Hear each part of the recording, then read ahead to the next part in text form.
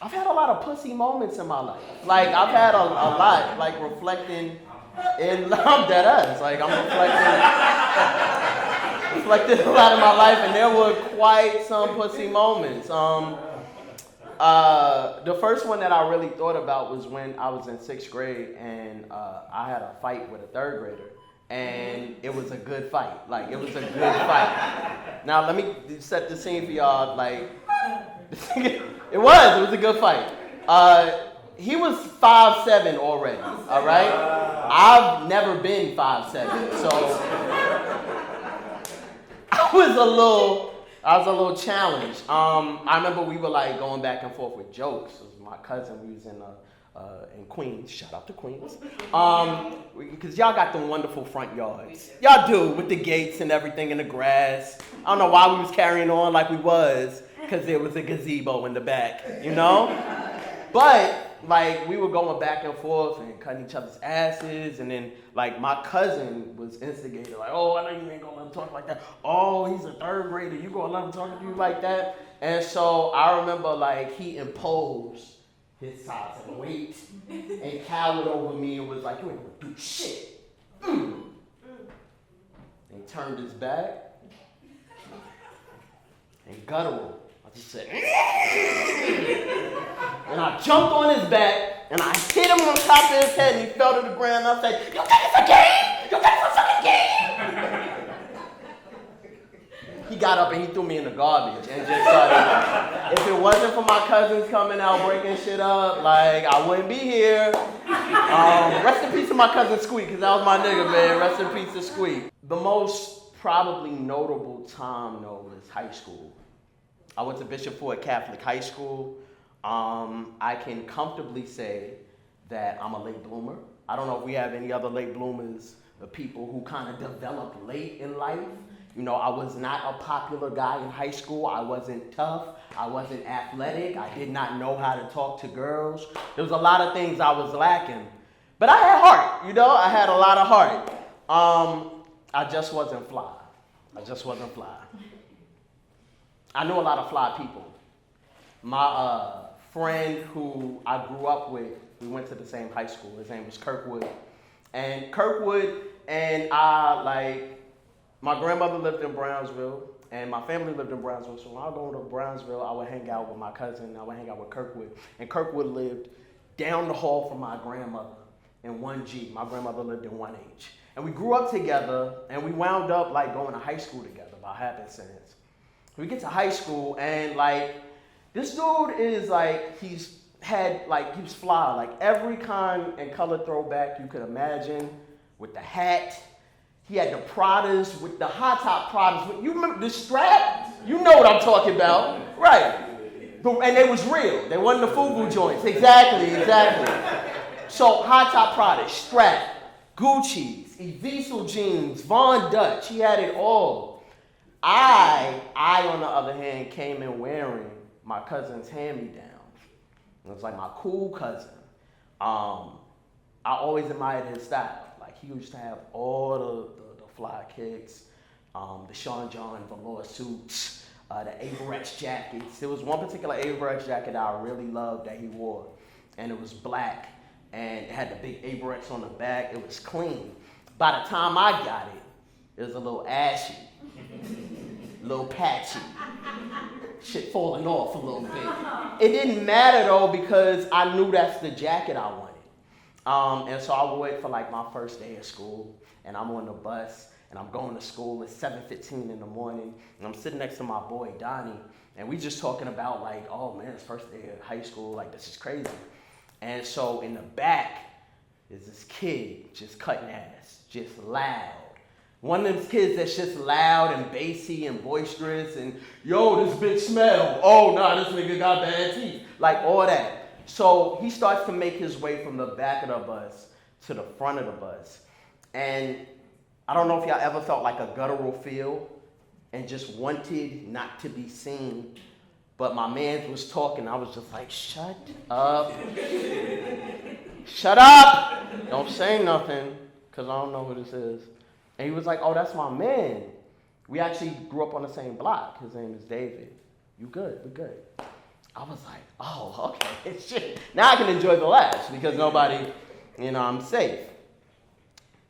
So he makes his way down, and then he stands like right here, right next to me. I'm still looking forward, but I see his like Rockaway denim, and I see his black tie swing across his white shirt. And I'm not looking at him, but I see him out the peripheral, right here. And he goes, "Nah, Donnie, like you my man. I ain't got no smoke for you." Gave him a dap over me. So now I'm like, okay, like clearly there's an establishment being made right here, olive branch, if you will. And then he let go of my man's hand and said, "But this nigga right here with the ashy Averex, is that your man's? Who the fuck wears Averex anymore?" And I was like, "Me." But I didn't say it out loud. I just let it seep down deep inside my spirit because I couldn't even say nothing. Because he was right. I had like tape over a patch of Avery because I wanted to keep the jacket. It was my first moment knowing that like I wasn't high on the social chain in terms of school. I was like a tier C type dude. Like tier C people, like I know people, but do they know me? Do they really know me? Do they really know me? Could they pick me out of a lineup? I don't know. But I knew them by name, and they would go, "Oh, there goes son. There goes son. There go Kirkwood friend." I was Kirkwood friend. Kirkwood was like a tier A dude. And also this dude named Quan. I was kind of envious of Quan, but I admired him too. Quan was short, like shorter than me. Like this motherfucker was little. And he just had this bravado about him. He was bow-legged and beady-eyed, but he walked around with a lot of confidence. Like this dude just walking up, big sag. He had a Nike drawstring book bag, but you could tell he was cool because there was no books in this book bag. Like he was just free balling it through life, letting the bag sag, and just moving. And I didn't know why like he was popular. I couldn't say like, "Oh, this dude's popular," but like he seemed to have a lot of friends, and there was always a lot of girls around him. And that was a dude, I was like, yo, if I could get him out the paint, I could be the short dude in tier A. I could sit in the back, I could sit in the lunchroom, or in the back lunchroom table. I could do all these things. I aspired to want to be like him. And I remember we had dress down days, because we went to Catholic school. So it's like one time a month we had dress down days where we get to express ourselves and whatever we wanted to wear. So that's when the throwbacks came out, the multicolored do-rags, the Von Dutch, the Rockaway, all that stuff. This is my first dress down day, so I was a little like, all right, what we gonna do? Now this is 03, so I'm a seasoned veteran out here, okay? Just follow me. This was when like 50 Cent was like whoa, like we had never seen nothing like 50. And 50 had just released his clothing line, G-Unit Clothes. And so I think I'm doing the right thing. I go down to Dr. J's, downtown Brooklyn. I caught me a whole G-Unit outfit, the white shirt with the red and blue collar and the jit-jit-you, G-Unit, like across the chest. I'm wearing this shit with pride. I got the G-Unit sneakers. I got my, I had a red, white, and blue Next throwback hat. So I'm wearing like my shit like this. I come to school, drawstring Nike book bag. Okay, nothing in it because I'm cool. And we had, it was like an assembly at an auditorium. And so I come in like walking mad confidently. And I just hear somebody from the right side be like, "Yo, this nigga got G-Unit on? He's a cornball!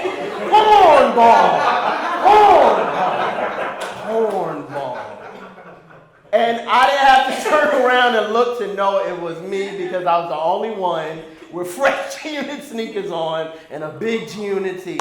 And I realized I wasn't doing this social thing right. But I knew I was determined. I was like, yo, I gotta get fly. So I remember like I saved up like lunch money. I stopped eating for like a month at lunch. I was eating like peanut butter and jelly sandwiches and bringing them in while people was just, just popcorn chicken and chicken strips. No. I'm okay. If you want to leave some fries, I'll take it. But I'm all right. Because I was like, yo, I need to get fresh. And so I saved up like $300. And I went downtown Brooklyn. Back then, downtown Brooklyn was mad shops, black-owned, bootleg shops, bargain bazaar. You get big fake earrings that break your ears out. It was fire because you wanted to look like Cameron. So I remember like there was this shop that sold like DVDs and bootleg CDs and pornos and high-end fashion things, all in the same spot. Probably weed salesman. I wasn't looking for that though, but you could probably find an eighth someplace if you asked around. So I remember seeing all the things that I couldn't afford. It was like $500 for Von Dutch, $600 for Evisu. I had this $300, and I saw this shirt, and it was a black shirt, long sleeve. It had white and yellow paint on it, and it was a Mesquite shirt. And Mesquite was a brand from Philly, black owned, that was becoming big and popular because a lot of the people from Rockaway was wearing it at the time, like Jay-Z and Beanie Siegel. And I was like, yo, I done seen this on 106 and Park. Like, I'm about to cop me a Mesquite shirt. So I get the Mesquite shirt, and I'm like, oh, I already got the Taxi 12s. They white, they black, they yellow. I got jeans at home. Like, I'm going to be lit when I go to school tomorrow for dress down day. So dress down day come, and I see Kirkwood, and he like, yo, that's a Mesquite? I said, you already know it is, my boy. You already know it is. It's real. Check the tab. Check the tab. It's not G-Unit. So he like, yo, this is fire. Where you get this? I was like, chill. Let me dig you for a minute. Chill. But I copped it. It's real. He was like, yo, we about to head to lunch. Like, you want to pull up with us? I was like, I thought you would never ask. I had a class. I had sign language. I said, fuck sign language. I'm going to the cab to hang out with Kirkwood and the homies. And it was such a joyous moment. I felt mad good because for the first time in my life, at that moment, I didn't have to like hide or like kind of shut up. I would just be able to be myself. Here's the thing with me though, right? Sometimes with clothes, I don't know when to stop. I wore this shirt and this combo and changed my jeans for like 5 dress down days in a row. Because this was I did it with a different hat. I did it with a different do-rag. I did a whole bunch of different things with it, but same shirt, same shoes. I had this long sleeve shirt on during summer school, and people was like, what are you doing? I said, being fly. What you mean? Dogs and shit. It started to wear off though, but at the time, I had already established and made some friends. So now, like, these people was like, Kirkwood was like, yo, why don't we come to your house? You live downtown Brooklyn, let's go to your house, I'll bring the homies. I was like, okay, all right, cool, yeah, y'all can come over, boom. They come over to my house. Is Kirkwood, Quan, this dude we call Belly because he let his belly protrude, and this dude called Ghost. He was kind of like, I didn't really know what to make of Ghost. He was like blood one day but Crip like the next. I was like, oh, you shady, but like you could pull up if everybody else pulling up. So everybody at my house, we decided to put on Paid in Full. I had this very crisp bootleg copy of Paid in Full, and it was one of my favorite movies. Every time I watch Paid in Full, I gotta have Chinese food because of the opening scene. No rice, no soy sauce. It's nothing. It's integral to me.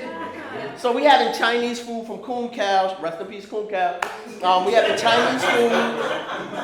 My homie Kun Kao died. Nah. Kun Kao. We go to Kun Kao, have the Chinese food. And, we having a good time. It's a smooth atmosphere. It's fire. Everybody's dapping up. We about to break out. And Quan stopped me. He was like, yo, bro, could I borrow paid in full and give it back to you next week? Now this was a moment. This is a moment because I wanted to be like him. But was I willing to risk paid in full for it? I didn't know. I reluctantly said yes. I let him borrow the DVD. Cool. Said to have it back next week. Fine. I'm counting down the days. Follow up with him. I followed up with him the Tuesday before. Just to make sure. Wednesday. Followed up. Oh yeah, I got you. Wednesday come, he don't got it. Next Wednesday come, he don't got it. The following Wednesday was a dress down day, and we were outside of the pizza shop that was down the block from my school. And I had ran back into Quan, and so I'm like, hey yo, Quan, I don't really want to be a pester, but like it's been like 3 weeks, bro, and I would really like the paid in full DVD back. It's mine, bro. It's mine. And he's just kind of like had his back turned talking to people. And I was like, I know you talking, I'm sorry, I don't want to interrupt, but like, and he just like turned around, cocked his hand back, and opened his hand, slapped me in the mouth. Oh shit! Is all I heard. This nigga just got slapped. I know, like, there's moments in life where I know, like, okay, the natural reaction is you're supposed to kill this dude. Especially based off of the height hierarchy. I was taller than him. So it was already supposed to be assumed optically that I would beat his ass. But I stood there in shock. And he leaned in and he said, hey bro, I'm sorry I had to do that. I didn't really want to, but you know, I gotta do what I gotta do, you know what I'm saying? It's in front of people. But I got you. Now get your ass the fuck out of here and take that bum ass Mesquite shirt with you. I was so in shock. One of my favorite shows is Martin, right? There's this episode where Martin is with Varnell Hill and they opening a community center and Varnell go, you know, baby, the two things you need to worry about, they're both love. You need to get enough of it. And smacked Martin like that and walked away. And Martin said, did the brother just slap me? I kept saying, did the brother just slap me to my friends? And they were like, yes. Why you keep repeating this? That fucked me up. But because it was high school, there was no like outlets of vulnerability, I tucked that and kept it moving. But I was pissed. Like 2 weeks later, Kirkwood asked if they could come back to the crib again, like just to chill. And so I'm like, oh yeah, sure, yeah, no problem. Quan too? Yeah, Quan too. Oh, okay, yeah, no, it's cool. So we sitting on the couch in my living room, chilling, talking. Somebody go to the bathroom. And then somebody else kind of walk in the same direction a little bit after them. Now, that's confusing. I got a small apartment. The bathroom is here, my room is here, but you got to go in the same direction to get to both. And so when the third person got up, I'm like, y'all all ain't going to the bathroom at once. Like, what's happening? I see Kirkwood doing like some signals out the corner of my eye. I'm like, what's going on? So I get up from the living room, I walk to the back, and these dudes are in my closet with the Mesquite shirt in their hand. And I was like, yo, what's good? And the other two dudes hold my arms, and they was like, you can't wear this shit no more. You're not wearing this shit no more, bro. You can't wear it. And so they started playing like keep away with my Mesquite shirt. I'm getting very frustrated at this point, a little irritated. One of the dudes grabbed the shirt and runs out of the crib. So you run down the stairs, run outside. So I'm chasing these dudes now around my block to try to get my shirt back. I'm fuming. I don't get the shirt back. I'm like, fuck it. I walk back upstairs. They behind me, so I hear them laughing. I'm in the living room, like pacing back and forth. I'm starting to see white. It felt very reminiscent to Rest in Peace Squeak, but the jump on the back, you wanna fuck with me? Type thing. These dudes come back in the living room, they laughing, having a good time, passing the shirt back. I go right to the kitchen. I go in the drawer. I take out a knife. I go back in the living room. I push Kirkwood up against the chair. And I said, listen, man. You're not going to fucking steal from me, man. I'll cut your shit. Everybody's silent. You can hear a pin drop. Niggas is like, oh, shit. I'm like, oh, shit, because I ain't never did nothing like this before. Never, ever.